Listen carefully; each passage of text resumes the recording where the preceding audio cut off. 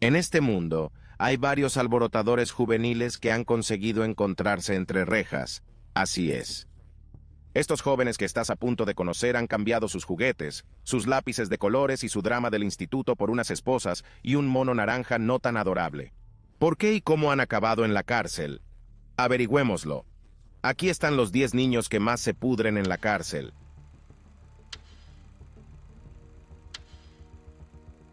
Número 1. Roxana Sikorsky. La sala del tribunal estaba tensa mientras la vida de Roxana Sikorsky, de 17 años, pendía de un hilo.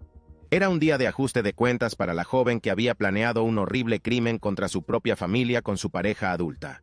Las circunstancias que condujeron a este punto comenzaron en octubre de 2014, cuando Roxana solo tenía 15 años. Se despertó en medio de la noche, con una idea aterradora. Había intentado acabar con la vida de su hermano pequeño porque la consumía un deseo enfermizo de destruir a sus padres y hermanos. Afortunadamente, su plan fue frustrado y su familia sobrevivió a la experiencia. Lorene Sikorsky, la madre de Roxana, convocó a la fortaleza para dirigirse al tribunal antes de que el juez comenzara a leer el castigo. Hizo un apasionado llamamiento a la compasión en nombre de su hija adoptiva. Abrumada por sentimientos contradictorios, necesita desesperadamente ayuda psicológica continuada, alegó Lorene. Condenarla como adulta y someterla a las duras realidades del encarcelamiento solo destrozaría su frágil mundo. ¿Es justo? Jeffrey, el padre adoptivo de Roxana, también expresó su descontento con el desarrollo del juicio. Conociendo la fragilidad de su hija, le preocupaba su seguridad en una cárcel de adultos. Es joven, es vulnerable, dijo enfáticamente, mostrando la imagen de una niña frágil enredada en una red de oscuridad. La sala tuvo que lidiar con los entresijos del caso. La traumática educación de Roxana quedó al descubierto cuando se descubrió que había sufrido de pequeña. Como consecuencia de su trauma, se le diagnosticó un trastorno reactivo del apego, una enfermedad mental que afecta a la capacidad de crear vínculos afectivos con los cuidadores principales. Esta revelación aportó otra profundidad de comprensión a los horribles sucesos ocurridos. Roxana se mostró muy culpable ante el tribunal y pidió perdón a sus padres por no haber sido la hija que esperaban. Había caído en la cuenta de la gravedad de sus actos y las ramificaciones eran demasiado claras. Mientras tanto, su amante adulto, que había apoyado y permitido la conspiración para acabar con la vida de toda su familia, ya había sido condenado a cadena perpetua tras ser declarado culpable de los 7 cargos. La implicación de Roxana en el crimen era evidente, pero su edad y su problemático historial obligaron al tribunal a explorar la posibilidad de rehabilitación y expiación. A pesar de ello, Roxana fue condenada a entre 10 y 20 años de prisión, que ocuparían una parte considerable de su joven vida. El tribunal decidió que Roxana había cometido un delito terrible y que debía cumplir su pena. Esta decisión también la convirtió en un ejemplo para todos los demás menores que pudieran pensar en infringir la ley o hacer daño a la gente. Número 2. Antonio Barbó. Antonio Barbó es uno de los 2 jóvenes acusados del atroz crimen que acabó con la vida de una anciana. En un juzgado del condado de Sheboygan, Antonio se enfrentó a su día en el tribunal. Mientras el juez se preparaba para pronunciar el castigo de Barbó, la sala se llenó de una tangible sensación de expectación.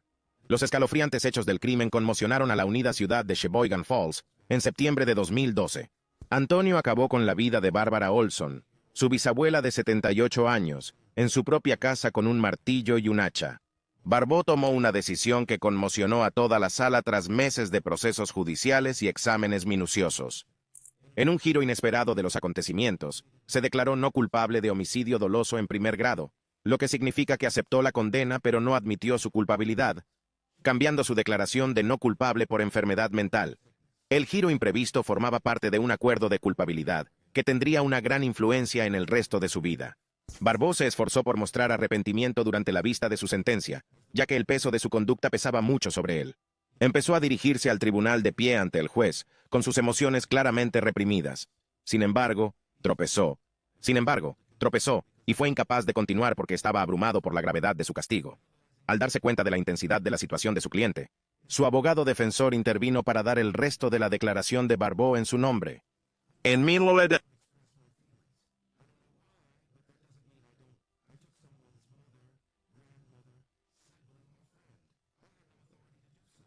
Sollozó tras escuchar su sentencia y apoyó la cabeza en el escritorio. Esto demostró que estaba preocupado por el daño que había causado a su propia vida y a la de los demás. Tras el juicio, Un psiquiatra arrojó luz sobre la turbulenta historia de Barbeau, afirmando que las deficiencias cognitivas causadas por una experiencia traumática cuando tenía solo 10 años de edad pueden haber influido en su comportamiento. La vida de Barbeau dio un giro terrible cuando fue atropellado por un coche a una edad tan temprana, afectando para siempre a su destino y moldeando sus elecciones. El juez tomó la decisión de condenar a Antonio a cadena perpetua con posibilidad de libertad en 36 años. Mientras la sala asimilaba colectivamente el peso de la sentencia, la pesadez de aquellas palabras permanecía en el aire. Sin embargo, solo se le permitió la perspectiva de la libertad en 2048. Y eso está muy lejos. Número 3. Jessica Caroline. Jessica, que tenía 17 años, fue el centro de una aterradora tragedia que se cobró 2 vidas. Estrelló su automóvil contra el centro médico de Wyoming, dejando un rastro de destrucción a su paso. Las consecuencias de sus actos cambiarían para siempre la vida de todos los implicados. Jessica se presentó ante el juez con el peso de su culpabilidad. Se declaró culpable de 2 cargos con el corazón apesadumbrado, admitiendo la pérdida irreparable infligida por su conducta irresponsable. La sala se llenó de solemnidad ante la gravedad de la situación. Las circunstancias que condujeron a la tragedia ocurrieron en lo que parecía ser un día normal. Jessica conducía en dirección este por la calle Twond, cerca del Wyoming Medical Center. Sin embargo, la catástrofe sobrevino cuando el coche se salió de la carretera, chocando contra una señal delante del hospital antes de estrellarse contra la propia estructura. El resultado fue desastroso. El accidente se saldó con la trágica pérdida de 2 vidas. Brandon Avery y Amanda Strickland, ambos de 27 años, fallecieron como resultado de sus heridas en la colisión. Las acciones de Jessica tuvieron terribles ramificaciones en toda la comunidad, dejando un gran sentimiento de tristeza y pérdida como secuela. Durante la investigación del suceso se hizo una revelación inesperada. Las autoridades descubrieron una lata de plumero de aire dentro del coche, lo que les llevó a suponer que Jessica estaba bajo los efectos del alcohol en el momento del incidente. Jessica admitió haber consumido el producto químico causante de la embriaguez durante una entrevista con las autoridades. La presencia de este peligroso inhalante agravó la tragedia al demostrar el papel que desempeñó en comprometer su juicio y sus capacidades motoras. También se descubrió que el automóvil circulaba a una velocidad alarmante de 76 mph en el momento del accidente. Esta irresponsabilidad agravó aún más la gravedad de la situación, ya que la alta velocidad aumentaba la probabilidad de un desenlace desastroso. Para colmo, ni Jessica ni las víctimas llevaban puesto el cinturón de seguridad, lo que agravó las lesiones infligidas en el siniestro. La sala del tribunal se llenó de emociones encontradas cuando el juez leyó el castigo. El destino de Jessica estaba decidido cuando fue condenada a entre 12 y 16 años de cárcel. El rostro de Jessica estaba marcado por la tristeza cuando se dirigió al tribunal, abrumada por el arrepentimiento. El juicio sirvió de agudo recordatorio de las desastrosas repercusiones de los juicios precipitados. Se perdieron vidas, las familias quedaron destrozadas, y una comunidad tuvo que hacer frente a las consecuencias. El número 4 de los hermanos Bieber. La familia Bieber saltó a la palestra nacional en 2015 en Broken Arrow, Oklahoma, cuando un horrible acto de violencia acabó con la vida de 5 miembros de la familia. En medio de la oscuridad, 2 jóvenes supervivientes emergieron de entre las ruinas, sacando a la luz su desgarradora historia. Cuando las autoridades descubrieron los restos de 5 miembros de la familia Bieber, comenzó una tragedia insondable.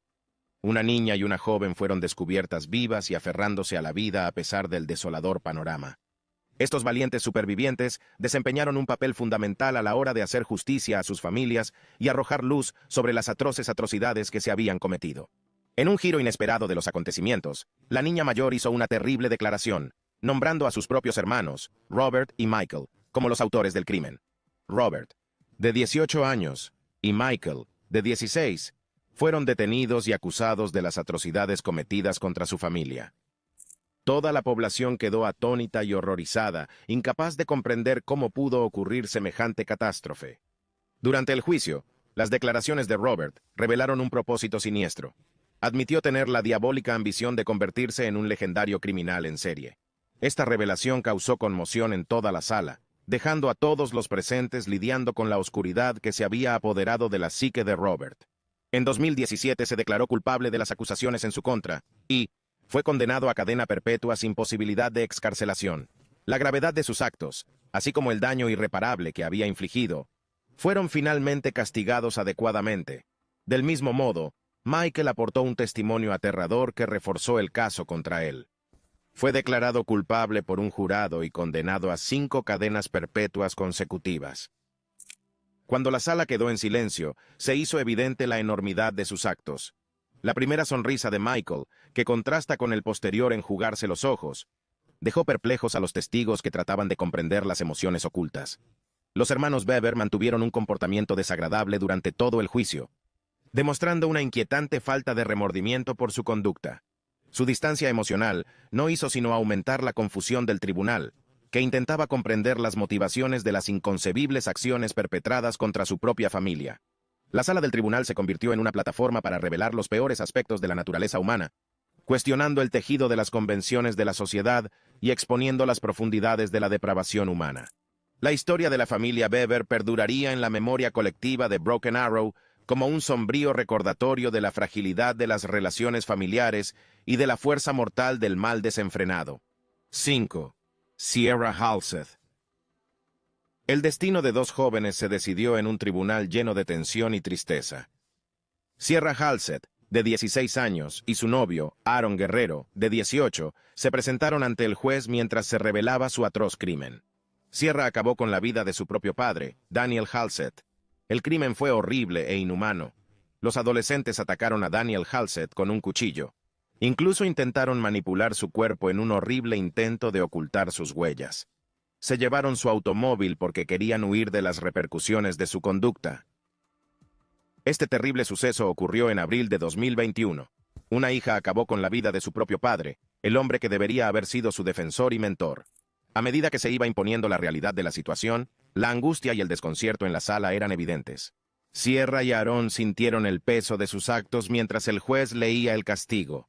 Cadena perpetua, con posibilidad de libertad a los 22 años. La enormidad de su crimen, el daño que habían infligido y las vidas destrozadas que habían dejado atrás, exigían la sentencia más severa que la ley podía imponer. Sierra y Aaron fueron declarados culpables por la juez de distrito Kiara Jones después de que ambos confesaran el crimen. Se les impuso la pena máxima de cadena perpetua, con posibilidad de libertad condicional a los 22 años. Mientras se leía la sentencia, la sala contenía la respiración, y cada sílaba reflejaba la gravedad de sus actos. Sierra parecía desinteresada, su comportamiento indicaba que no le importaba. Aaron, en cambio, parecía derrumbarse bajo el peso de su culpa. Lo que había empujado a Sierra a tal nivel de desapego permanecía en los pensamientos de los allí presentes. ¿Cómo puede uno descubrir la capacidad de cometer el mal dentro de su propia sangre? El frenesí mediático en torno al caso había alcanzado su punto álgido fuera del juzgado. Los canales de YouTube investigaron los pormenores del crimen, aportando su propia interpretación y opinión. El relato atrajo la atención del público con sus giros sorprendentes y profundidades insondables. Pero en medio del circo mediático, era fundamental no perder de vista la gran tristeza que había en el fondo de la situación. Una familia fue devastada, la vida de un padre fue robada sin sentido, y una comunidad se quedó tambaleándose por los efectos. La atención debe centrarse en la memoria de Daniel Halseth y en el largo camino hacia la curación que espera a los afectados. Sierra y Aaron fueron llevados a prisión para empezar a cumplir su condena cuando se cerraron las puertas del tribunal. El peso de sus acciones les seguiría, recordándoles el daño irreparable que habían infligido. Si alguna vez se descubría la expiación, sería un viaje largo y doloroso. Philip Chisholm, con solo 14 años, horrorizó a la nación con sus horribles actos, que cambiarían permanentemente las vidas de todos los involucrados. Colin Ritzer, que fue la víctima, no solo era profesora de matemáticas, sino también un modelo a seguir en el Instituto Danvers. No tenía ni idea de que su propia alumna sería la culpable de acabar con su vida. El peso de los crímenes salvajes y sin sentido de Chisholm resonó en la sala cuando el juez del Tribunal Superior de Salem, David Lowy, pronunció el castigo. La vida de heroísmo silencioso de Colin Ritzer fue reconocida por el juez Lowy, quien subrayó que las olas de esta tragedia nunca dejarán de golpear las costas de los implicados. La gravedad de los crímenes de Chisholm exigía una respuesta firme e inquebrantable por parte del sistema judicial. El abogado defensor de Chisholm intentó construir una narrativa de enfermedad mental, con el objetivo de explicar el inexplicable crimen. Sin embargo, el jurado rechazó de plano esta alegación, considerándolo completamente responsable de sus actos. El proceso judicial acabó con Chisholm condenado a cadena perpetua con la posibilidad de salir en libertad al cabo de 25 años. Además, fue condenado a 40 años de prisión por los cargos de crueldad y robo a los que se enfrentaba. La madre de Chisholm, Diane, lloraba en silencio en medio del traumático escenario del tribunal, luchando con la comprensión de la conducta de su hijo. Abrumada por la tristeza y la culpa, aprovechó la ocasión para expresar sus más profundas disculpas a la familia Ritzer, admitiendo el dolor irreparable infligido por las decisiones irracionales de su hijo. Su dolor llenó el aire, subrayando la devastación causada por los actos de Chisholm en las preocupaciones de ambas familias. A lo largo del juicio, Chisholm mantuvo una actitud estoica ante el tribunal. Su semblante se asemejaba al de un jugador de póker que reprime sus emociones. La falta de tristeza o empatía causó conmoción en la sala, dejando a muchos de los presentes perplejos y buscando explicaciones. ¿Cómo un niño que parecía carecer de emociones podía cometer un acto tan atroz sin inmutarse? El caso de Philip Chisholm es un escalofriante recordatorio de la maldad que acecha incluso a las personas más ingenuas. La naturaleza aterradora de sus actos y su falta de remordimiento ensombrecieron la sala del tribunal. Y la posibilidad de que el mal se manifieste a cualquier edad. La sala enmudeció cuando cayó el martillo, sellando el destino de Chisholm, con el peso de la tragedia flotando en el aire. James Fairweather es un joven trastornado con una extraña fijación por convertirse en un famoso criminal en serie. Fue condenado a 27 años de cárcel por perpetrar la brutal muerte de 2 personas inocentes. Trágicamente, ambas víctimas fallecieron a sus manos, marcándole de forma permanente como autor de horribles crímenes. James Atfield fue la primera víctima de los violentos ataques de James. Sufrió daños cerebrales irreversibles y fue atacado por Fairweather el 24 de marzo de 2014. James volvió a atacar 3 meses después, esta vez a Nahid Al-Monea, una estudiante saudí de 31 años de la Universidad de Essex. Sin embargo, su racha de violencia se detuvo cuando fue capturado en mayo de 2015 mientras planeaba un tercer atentado. No tenía remordimientos. Reivindicó libremente su participación en ambos crímenes y se declaró culpable de los cargos.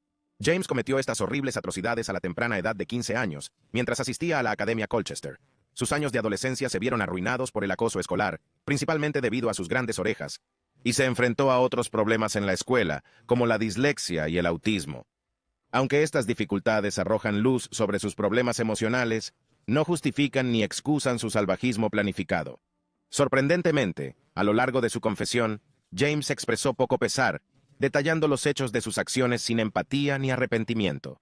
James solicitó una apelación basada en su edad y competencia mental en el momento de cometer los delitos, en un intento de reducir la dureza de su castigo. Su argumento, sin embargo, fue finalmente denegado, haciendo hincapié en la enormidad y depravación de sus actos. El tribunal dictaminó que sus delitos eran demasiado atroces para permitir un enfoque compasivo, manteniendo la gravedad y relevancia de la pena que le fue impuesta. El caso James es un recordatorio aleccionador de la maldad que puede existir entre las mentes jóvenes. Su alarmante deseo de convertirse en un conocido delincuente en serie pone de relieve los riesgos de los sueños desenfrenados y el potencial de una devastación indescriptible. La denegación de su apelación demuestra la dedicación de la sociedad a responsabilizar a las personas de sus actos, independientemente de la edad o de las deficiencias mentales declaradas. Número 8. Nehemías Griego cometió un acto horrible a la edad de 15 años que destrozó los cimientos de su familia. Acabó con la vida de sus padres y 3 hermanos menores en una horrible tragedia ocurrida en octubre de 2015, sometiéndolos a un salvaje ataque con 2 armas diferentes. La enormidad de sus actos conmocionó al vecindario y dejó a todos atónitos. Reconociendo la gravedad de sus fechorías, Nehemías se declaró valientemente culpable de su implicación en la catastrófica tragedia. Un juez del Tribunal de Familia solicitó en primer lugar una pena adecuada a su edad, ya que era un niño en el momento de cometer el delito. En 2019, la decisión anterior fue revocada y Nehemías fue castigado como adulto. Nehemías optó por cumplir con la policía sin la presencia de un abogado durante su detención. En su sincera confesión, afirmó que sus actos estaban motivados por un profundo odio hacia su madre. La brutalidad del crimen, junto con el hecho de que hubiera varias víctimas, justificaba una pena de hasta 120 años de prisión. Finalmente, Nehemías fue condenado a 3 cadenas perpetuas concurrentes, con un crédito por los 6 años y 285 días que había cumplido anteriormente. Esto significaba que tendría que cumplir al menos 30 años de cárcel antes de poder salir en libertad. Nehemías permaneció en silencio mientras se leía el castigo en una sala llena de emoción. Aunque su estoicismo pudo haber ocultado su agonía interior, se tomó el tiempo necesario para expresar su arrepentimiento y pedir disculpas a su familia. Según los informes del proceso, Nehemías hablaba en voz baja y estaba profundamente afectado. Este retrato contribuyó a la complejidad de la tragedia, al cuestionar la comprensión de la sociedad sobre las causas de crímenes tan atroces. Aunque es difícil comprender la profundidad de la angustia de Nehemías y las circunstancias psicológicas que le llevaron a cometer un crimen tan atroz, sus disculpas dejan entrever su dolor por la pérdida irreparable que infligió. La historia de Nehemías nos recuerda la fragilidad de la vida humana y su imprevisibilidad, y la imprevisibilidad del comportamiento humano, especialmente entre los jóvenes. Pone de relieve la necesidad crítica de sistemas integrales de apoyo a la salud mental, intervención temprana y programas de intervención familiar para identificar y abordar los problemas subyacentes que pueden conducir a consecuencias tan desastrosas. Número 9. T.J. Lane. T.J. Lane es un antiguo alumno del Chardon High School que arruinó la vida de muchas personas cuando cometió un horrible acto de violencia a la edad de 17 años. El 27 de febrero, Lane mató a 3 estudiantes del instituto de Chardon e hirió a otros 3. Los testigos informaron de que Lane tenía problemas personales con una de sus víctimas, ya que compartían el mismo autobús escolar. Lane, que iba armado con una pistola del calibre 22, atacó a los estudiantes, dejando una carnicería a su paso. Las acciones de Lane tuvieron graves consecuencias. 2 de los alumnos heridos fueron hospitalizados, y uno de ellos acabó con parálisis permanente. Las cicatrices físicas y mentales infligidas a los supervivientes dejaron a toda la ciudad conmocionada. Lane fue encarcelado primero como menor debido a su edad en el momento del crimen, a la espera de que las autoridades decidieran si juzgarlo como adulto o como niño. Su violento ataque se había cobrado las vidas de Danny Parmenter, Russell King Jr. y Demetrius Hewlin, arrebatándoles brillantes perspectivas para el resto de sus vidas. Sorprendentemente, Lane no mostró arrepentimiento por su conducta. Se vistió con una camisa azul abotonada para ir al juzgado y mostrar un inquietante mensaje garabateado en una camiseta blanca. Esa palabra no solo describía sus actos, sino que aumentaba el trauma para la familia de la víctima. Cuando tuvo la oportunidad de hablar ante el tribunal, los comentarios de Lane no hicieron sino agravar la angustia de la familia de la víctima. En lugar de expresar su arrepentimiento o buscar el perdón, hizo declaraciones groseras e insultantes, exacerbando las heridas. Incluso se rió cruelmente de la madre de una de sus víctimas cuando ésta presentó valientemente su historia. Finalmente, Lane se declaró culpable de todas las acusaciones formuladas contra él. La gravedad de sus delitos justificaba que recibiera el castigo adecuado. El tribunal condenó a Lane a 3 cadenas perpetuas sin posibilidad de libertad condicional, garantizando que pasaría el resto de su vida en prisión. La masacre del Instituto de Chardon sacudió los cimientos de la ciudad y del país en general, alimentando rencores personales y una psique retorcida. Puso de manifiesto la vulnerabilidad de las instituciones educativas y la urgente necesidad de reforzar las medidas de seguridad y la atención a la salud mental de los alumnos. Peter Guthrie tenía solo 13 años cuando se convirtió en uno de los delincuentes más jóvenes y sanguinarios del Reino Unido. Después de que un juez retirara una orden de restricción de presentación de informes, el niño fue identificado como Patrick Guthrie y fue condenado a un mínimo de 12 años de cárcel por la salvaje muerte de Glynis Bensley. El atroz crimen fue filmado por CCTV, demostrando el grado de brutalidad de Guthrie. Las imágenes de CCTV mostraban a Guthrie atacando y acabando con la vida de Glynis Bensley, estampándole la cara. Tras el horrible crimen, el joven criminal corrió a un parque cercano en Smethwick, West Midlands, donde se jactó descaradamente del atroz ataque. La sobrecogedora brutalidad del crimen conmocionó a la comunidad y dejó devastados a los familiares y amigos de Bensley. Soheb Majid, coacusado de Guthrie, también fue declarado responsable de su participación en el crimen. Majid fue condenado a 10 años de cárcel. Durante la sentencia, el juez John Warner hizo hincapié en el turbulento pasado de Guthrie, destacando la falta de límites y estructura en su vida familiar. El tribunal declaró que los padres del chico no reconocieron la gravedad de sus actos, transfiriendo la culpa a otros y contribuyendo a su falta de voluntad para aceptar la responsabilidad de sus delitos. Guthrie y Majid confundieron a Glynis Bensley con un varón debido a su atuendo y peinado, según el tribunal. Guthrie fue declarado culpable del delito tras un juicio. Kutri tenía antecedentes de arrebatos agresivos y condenas anteriores por intento de robo, agresión con intención de robo y lesiones, lo que resulta preocupante dada su corta edad. Estas inquietantes conclusiones suscitan preocupación sobre las causas que pueden haber influido en su comportamiento agresivo. La insensata y terrible muerte de Glynis Bensley dejó a su familia de luto y en busca de respuestas. Kevin, su hermano, expresó su conmoción y tristeza, subrayando que Glynis había recorrido ese camino durante 30 años sin incidentes. Perder a un familiar querido nunca es fácil, independientemente de la edad del autor. El inspector jefe Sam Reading, que dirigió la investigación, subrayó que Kutri y Majid tenían la intención de utilizar la violencia contra quien fuera su objetivo. Sus acciones sincronizadas, llegando al lugar de los hechos con pocos segundos de diferencia, fueron captadas por las cámaras de seguridad. Trágicamente, Glynis Bensley fue una víctima involuntaria, elegida al azar por la pareja, que la confundió con un hombre que llevaba un brazalete de oro.